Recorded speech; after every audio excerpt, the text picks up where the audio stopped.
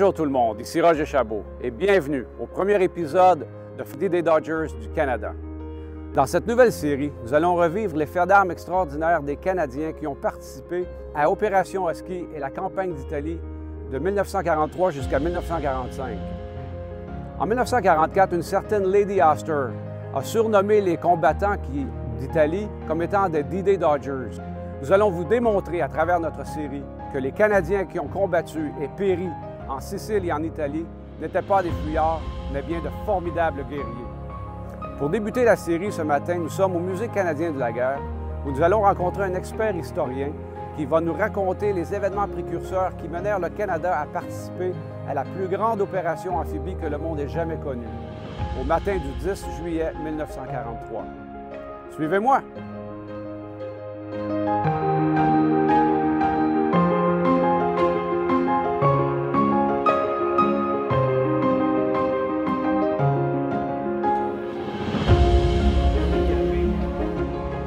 Bonjour Yasmine, encore merci de nous recevoir ce matin au Musée canadien de la guerre. C'est un plaisir, Roger. Est-ce que tu pourrais en fait nous dire c'est quoi exactement la mission du musée? Le Musée canadien de la guerre a pour mission de raconter l'histoire militaire du pays dans toutes ses dimensions, au niveau personnel, national et international. Alors ici, à travers les collections, les voûtes, la recherche qui se fait, incluant dans les galeries puis dans les salles, on raconte cette histoire militaire de ce pays. C'est merveilleux ça, parce que c'est exactement notre mission à Frères d'Armes, de raconter et de préserver l'histoire militaire du Canada. C'est magnifique. Et aujourd'hui, vous allez passer une partie de votre journée avec Dr. Jeff Noakes. Jeff, c'est notre historien de la Deuxième Guerre mondiale. Il va passer une partie de la matinée avec vous pour une introduction sur la campagne italienne. Je vous remercie énormément. Ça me fait plaisir. Et voilà, monsieur. Dr. Noakes. Dr. Noakes. Bonjour. Bienvenue au Musée canadien de la guerre. Merci.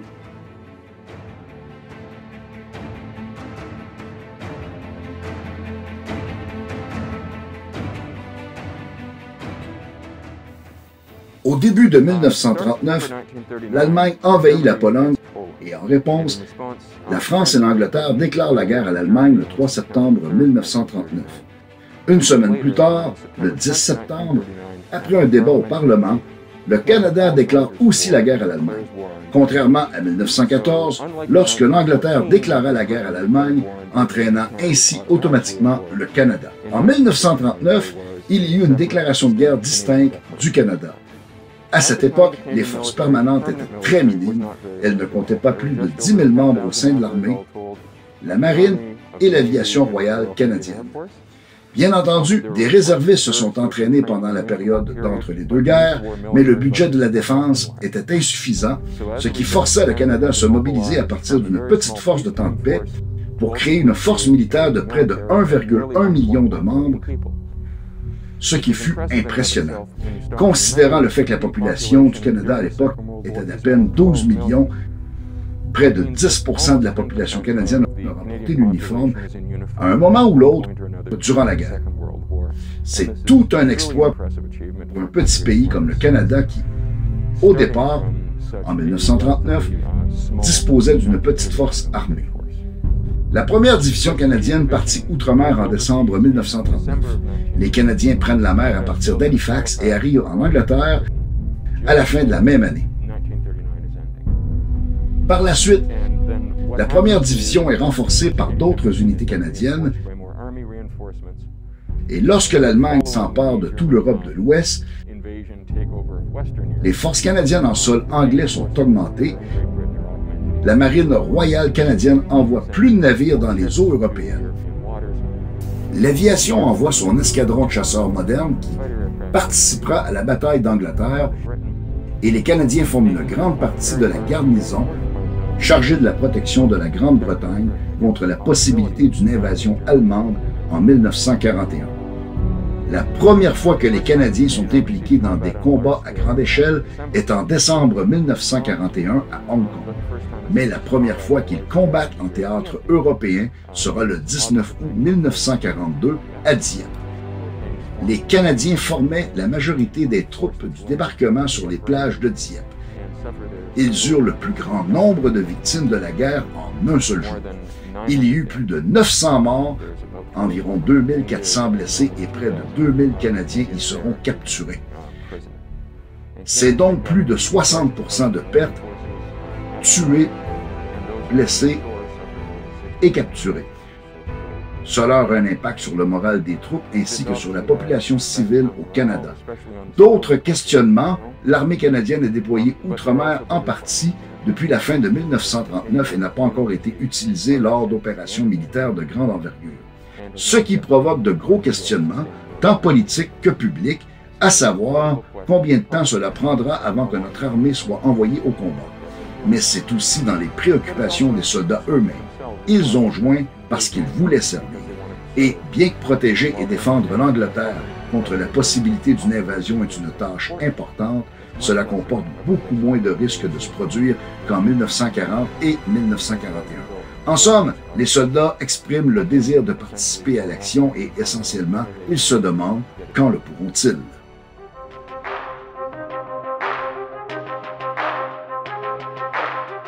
À ce moment, le commandant Andrew McNaughton commande les forces canadiennes en Grande-Bretagne. Il est un vétéran de la Grande Guerre, ayant eu une carrière florissante au sein de l'artillerie. Il y a plusieurs inquiétudes. L'une d'elles est de s'assurer que les forces canadiennes demeurent sous le commandement canadien. Avec l'expérience de la Grande Guerre, cela est devenu une priorité. En deuxième, il faut s'assurer autant que possible que les unités canadiennes ne soient pas dispersées ici et là, mais qu'ils combattent et servent sous le commandement canadien. Mais aussi dans une formation facilement identifiée comme canadien ou en tant qu'élément canadien au sein d'une force multinationale. Un certain nombre de choses arrivent, mais le plus important est la pression du public et du politique au Canada. Le gouvernement canadien et le peuple s'attendent à ce que l'armée canadienne soit engagée au combat dans une campagne soutenue contre l'ennemi.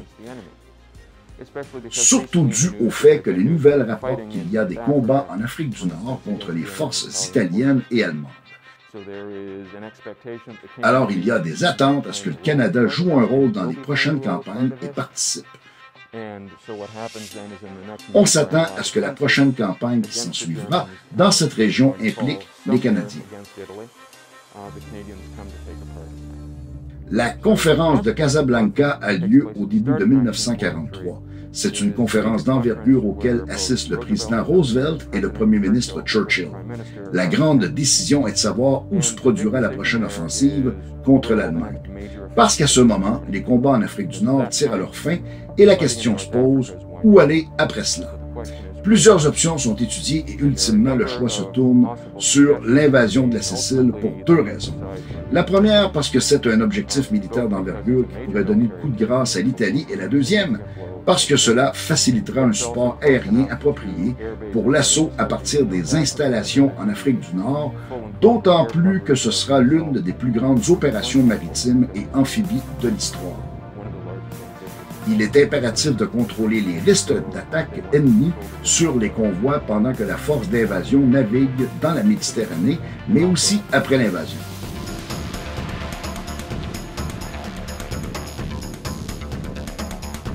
En 1943, quand la décision d'envahir la Sicile est prise, les Canadiens ne font pas encore partie des plans. L'aviation royale canadienne a des escadrons en Afrique du Nord.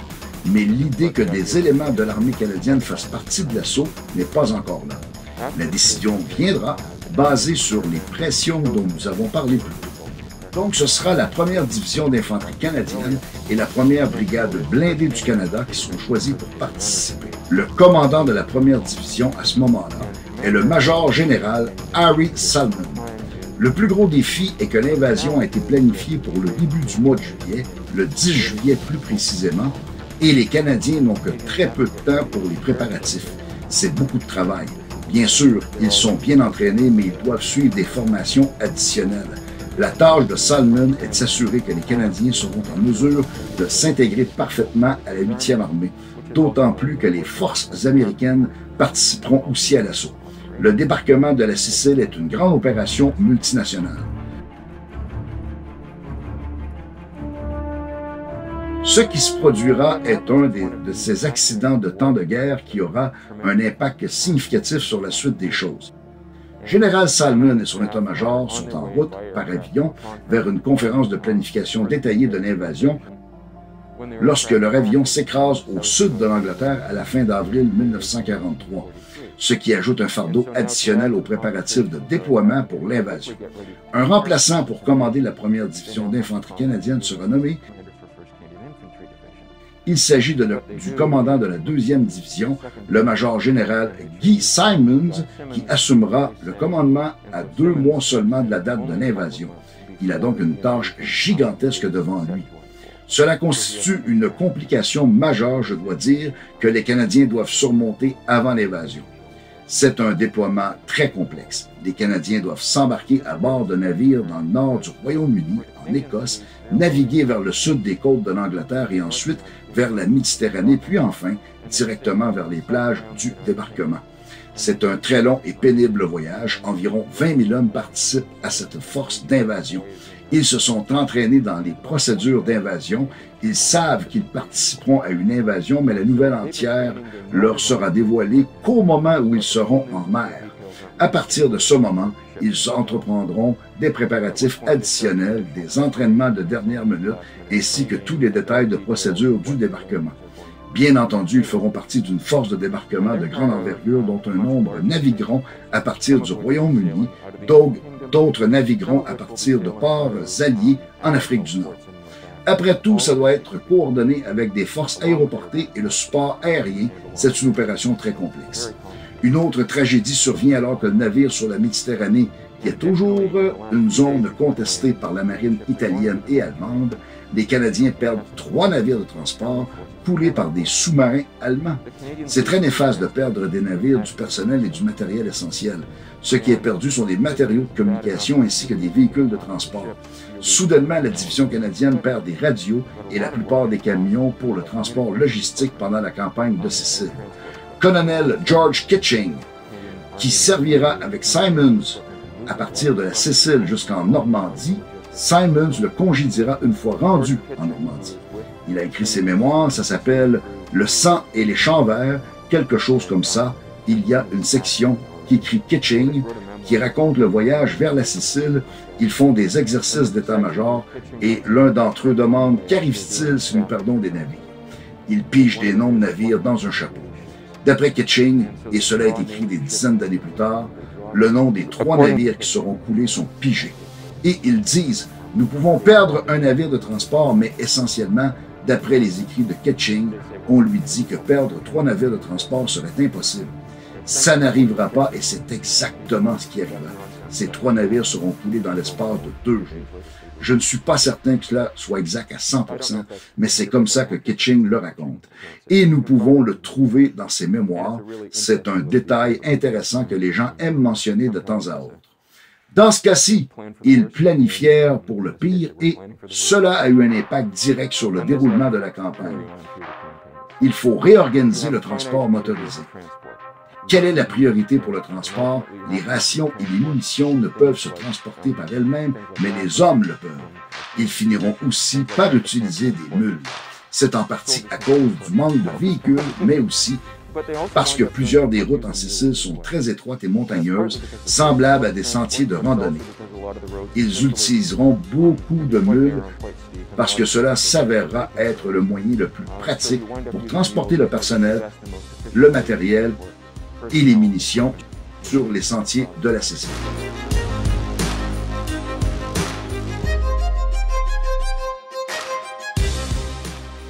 Les Canadiens débarquent dans la pointe sud-est de la Sicile, près du village de Pacino au centre, en compagnie des forces américaines à l'ouest et britanniques à l'est.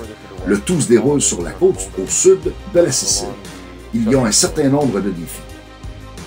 Un d'entre eux était le manque de véhicules de transport, comme mentionné plus haut. L'autre étant le manque de renseignements sur l'état de la berge, spécialement les bancs de sable et les fonds marins. Dans certains des cas, le personnel doit débarquer de leur péniche de débarquement, loin de la plage. Ce n'est pas un problème majeur, mais ce n'est pas quelque chose qui avait été anticipé. Ce sera une leçon retenue pour les prochains débarquements amphibies. Il y a eu des difficultés plus grandes pour les troupes aéroportées alliées. Les vents sont plus forts que prévu. Un grand nombre de troupes à bord de planeurs et de parachutistes se trouvèrent dispersés loin de leur objectif. Certains furent largués au-dessus de la mer, d'autres au-dessus des forces alliées et furent engagés par les armes antiaériennes amies. En gros, ce fut une opération réussie, mais comme toute opération militaire, plusieurs détails ne se sont pas déroulés comme prévu.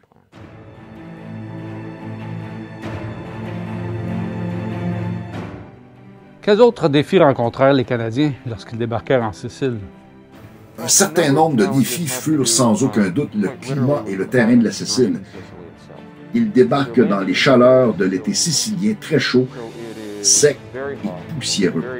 Mais en plus, un autre risque pendant la campagne de Sicile était de contracter la malaria ou d'autres maladies transmises par les insectes. C'est quelque chose qui doit être pris au sérieux. Ce fut un inconvénient majeur pour les Canadiens et leurs alliés. Des traitements médicaux et des médicaments ont dû être administrés pour contrôler la propagation de la maladie. Mais il a fallu s'adapter aux conditions climatiques changeantes qui peuvent être très chaudes et secs pendant l'été, et comme ils l'ont découvert plus tard, très froid et humide pendant l'hiver au nord de l'Italie. La Sicile est montagneuse et plusieurs des combats se dérouleront en essayant de déloger les Allemands qui occupaient les hauteurs, ce qui se poursuivra ainsi en Italie continentale, qui est aussi très montagneuse.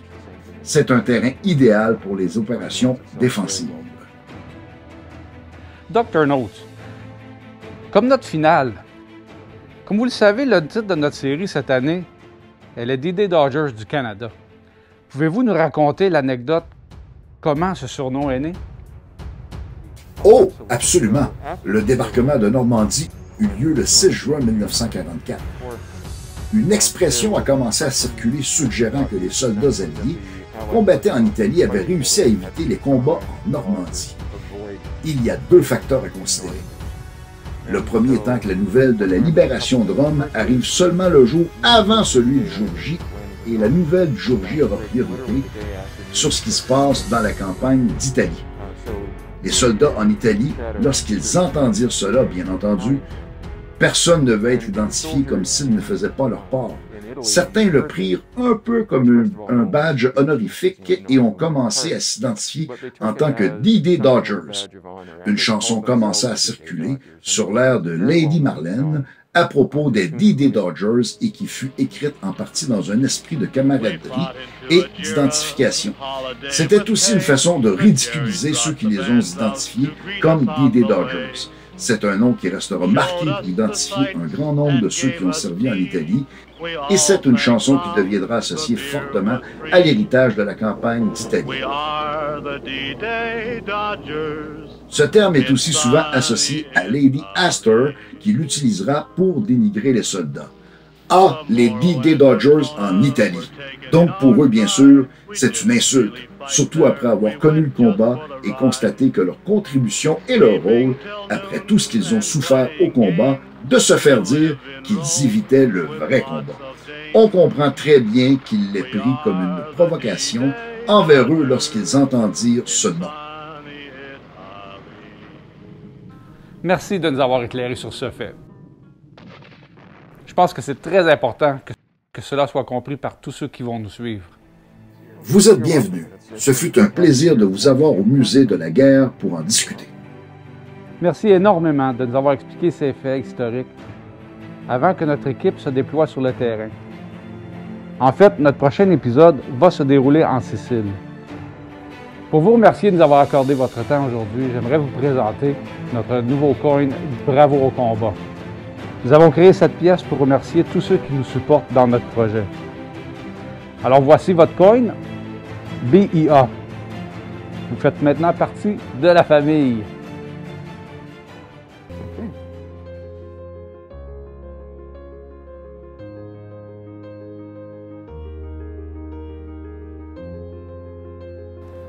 J'aimerais remercier Yasmine et Jeff pour nous avoir invités au Musée canadien de la guerre ce matin et nous avoir raconté cette partie importante de notre histoire. Je vous remercie aussi d'avoir été des nôtres et pour votre intérêt à apprendre notre histoire militaire. Au prochain épisode, nous allons nous rendre en Sicile où nous allons revivre le débarquement de la 1e division d'infanterie canadienne et la 1re brigade blindée du Canada qui débarqueront sur une plage du nom code Bark West.